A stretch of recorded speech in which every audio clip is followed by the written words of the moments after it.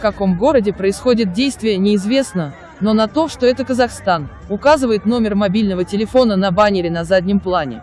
На видео люди отталкивают друг друга, стараются набрать как можно больше еды, кто-то принес с собой специальные пакеты, чтобы унести еду домой.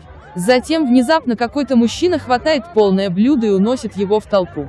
Его останавливает другая женщина из толпы. Она забрала блюдо с воплями: «Это что за дикарство такое, поставьте на место».